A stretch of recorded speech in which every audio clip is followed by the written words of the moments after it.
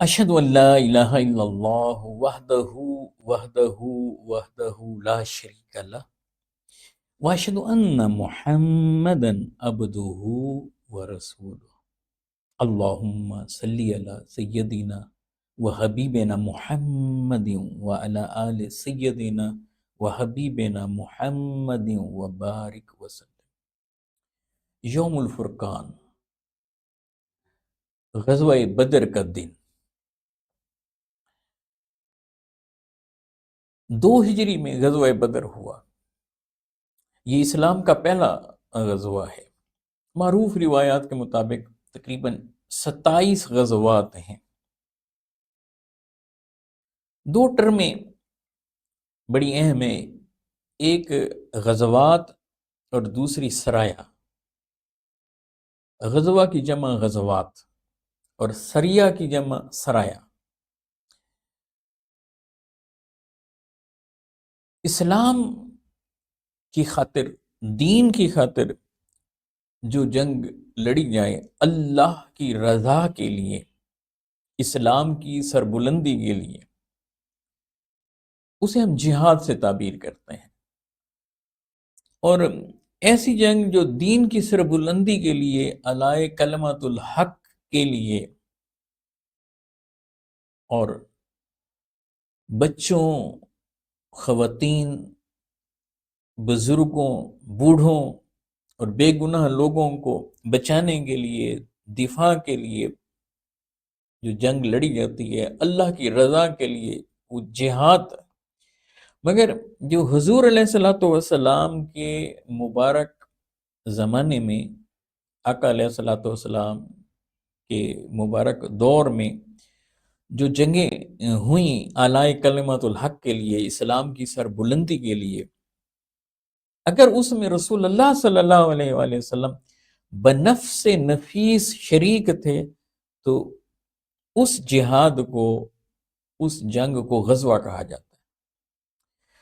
اور اگر وہ جنگ رسول اللہ صلی اللہ علیہ وآلہ وسلم کے مبارک زمانے میں ہو، یعنی ظاہری حیات میں ہو، حیات ظاہری میں وہ جنگ ہوئی، مگر سید عالم صلی اللہ علیہ وآلہ وسلم بنفس نفیس اس میں شریک نہیں ہوئے، کسی اور کو کمانڈر ان چیف بنا کر بھیجا، تو اس جنگ کو ہم سریہ کہتے ہیں، اس کی جمع سرایہ ہے۔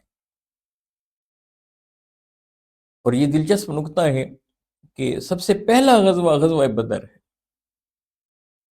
اور جس میں مسلمانوں کی تعداد 313 اور دشمن کا لشکر کفار و مشرکین 3 گنا بڑے، تقریباً 1000 کے قریب ان کی تعداد۔ اس میں کامیابی اہل ایمان کو مل گئی۔ اللہ کے رسول صلی اللہ علیہ وآلہ وسلم زار و قطار رات کو رو رہے ہیں، گڑ گڑا رہے ہیں، عاجزی اور انکساری کا اظہار کر رہے ہیں، سر پر سجود ہیں اور ہاتھ اٹھا اٹھا کر دعا مانگ رہے ہیں، یہاں تک کہ آقا علیہ الصلوۃ والسلام کے کندھے سے چادر مبارک نیچے گر گئی، اور یوں عرض کر رہے ہیں کہ باری تعالیٰ، یہ مٹھی بھر لوگ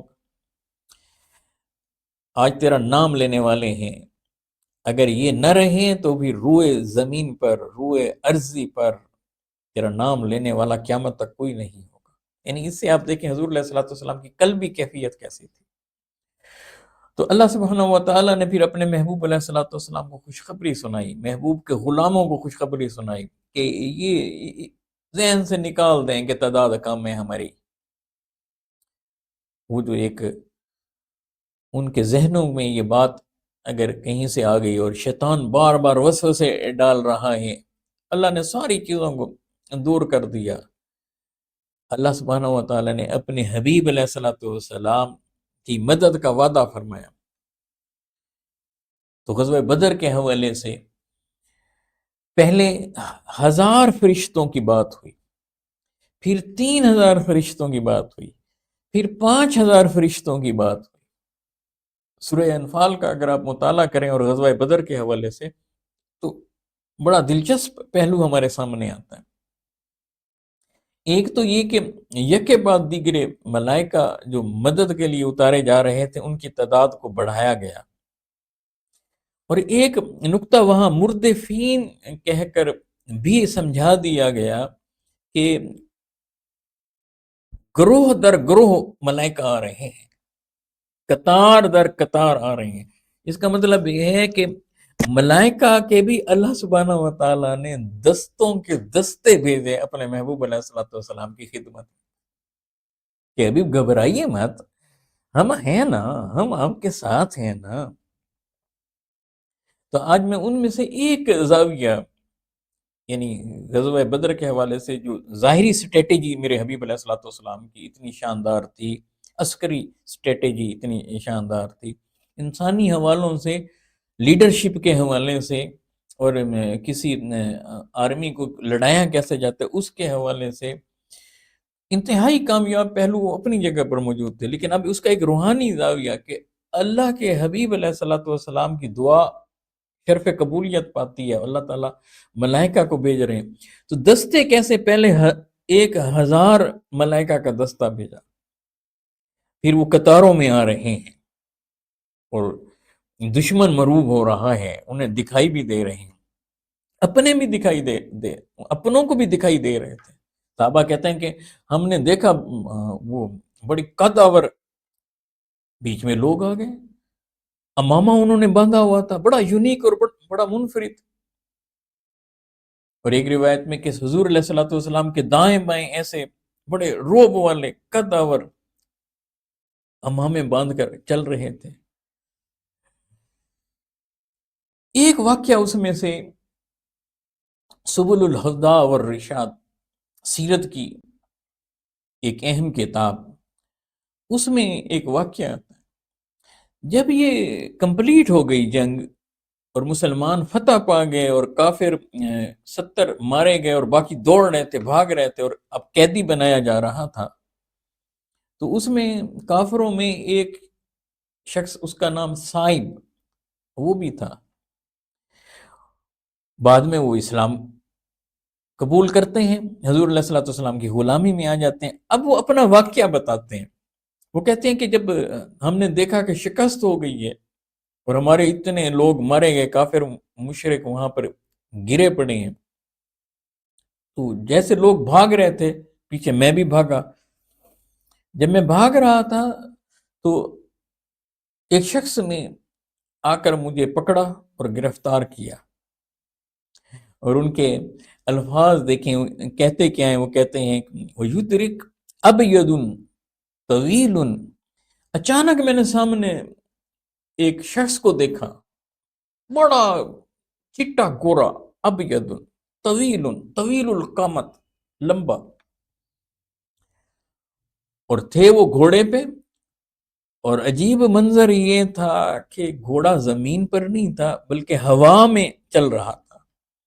انہوں نے مجھے اچانک پکڑا، میرے بازوؤں کو پیچھے باندھ ڈالا۔ اب وہ اس طرح سے بندھا ہوا بھی میں اس طرح سے تھا کہ وہ غیر معمولی طور پر اچانک جانی عبد الرحمن بن عوف، اچانک میں نے دیکھا کہ عبد الرحمن بن عوف رضی اللہ عنہ وہ تشریف لائے۔ عبد الرحمن بن عوف نے پوچھا بھئی اسے کس شخص نے گرفتار کیا؟ تمام صحابہ کہ خاموش۔ میرے سے پوچھا، میں نے کہا جی مجھے کیا پتا۔ جناب عبد الرحمن بن عوف رضی اللہ عنہ صاحب کو حضور علیہ السلام کی بارگاہ میں لے گئے۔ اب اللہ کے رسول صلی اللہ علیہ وآلہ وسلم کے سامنے صاحب کو پیش کرتے ہیں اور یوں عرض گزار ہوتے ہیں، یا رسول اللہ معلوم نہیں اسے کس نے باندھا ہے، میں نے اعلان کیا ہے کہ کوئی بھی نہیں جانتا اسے کس نے باندھا ہے۔ اور آقا علیہ السلام مسکرا رہے ہیں۔ حضور نے صاحب سے پوچھا، صاحب بتاؤ نا تمہیں کس نے باندھا ہے؟ وہ کہتا ہے کہ میرے دل میں آیا کہ اگر میں نے یہاں بتا دیا کہ اس طرح ایک عجیب و غریب قسم کا خوبصورت جوان، لمبی قد والا، سفید چہرے والا، اور پھر آگے میں نے اگر یہ بتایا کہ گھوڑے پر سوار تھا اور گھوڑا بھی فضا میں، ہوا میں، تو ان کے تو سینے زیادہ چوڑے ہو جائیں گے۔ پہلے یہ جنگ جیت چکے ہیں، ہم شکست کھا چکے ہیں، لیکن میں خاموش رہا۔ تو حضور علیہ السلام مسکرا رہے ہیں اور سید عالم صلی اللہ علیہ وآلہ وسلم نے فرمایا کہ مجھے معلوم ہے وہ فرشتوں میں سے ایک فرشتہ تھا اور گھوڑے پر سوار تھا، اس کا گھوڑا ہوا میں تھا جس وقت اس نے تجھے پکڑا تھا۔ آیا صاحب کہتے ہیں کہ اب مجھے بات سمجھ میں آ گئی، اب میں جان گیا کہ یہ اللہ کے سچے رسول ہیں۔ میں حضور علیہ السلام کے قدموں میں گیا اور پھر صاحب کی زبان پر ایک ہی جملہ، اشہد اللہ الہ الا اللہ واشہد ان محمدا عبدہ ورسولہ۔ بات دراصل یہ ہے، ایمان اگر پکا ہو، مضبوط ہو اور کامل ہو اور اللہ پر توکل ہو تو پھر اللہ سبحانہ و تعالیٰ اس طرح سے مدد بھی فرماتا ہے۔ اس طرح سے تتنزل علیہم الملائکہ، قرآن کہتا ہے کہ تم استقامت اختیار کرو، اللہ کو اپنا رب مانو تو پھر اللہ تمہاری مدد کے لیے ملائکہ کو اتار دے گا۔ یہ تو عام بندوں کے لیے، عام ایمان والوں کے لیے یہ تھا، اور یہاں تو پہلا مارکا تھا، حق و باطل کا پہلا مارکا، غزوہ بدر، اور حضور علیہ الصلوۃ والسلام تشریف فرما اور آقا کی غلاموں کی اس طرح سے بھی مدد کی جا رہی ہے۔ جب دین کے لیے کوئی نکلتا ہے، اللہ کی راہ میں نکلتا ہے، اپنے تن من کو نچھاور کرنے کا جذبہ لے کر نکلتا ہے، دل پاک صاف ہوتا ہے اور خالص اللہ کی رضا کے لیے نکلتا ہے، تو اللہ ملائکہ کو ان کی مدد کے لیے بھیج دیتا ہے۔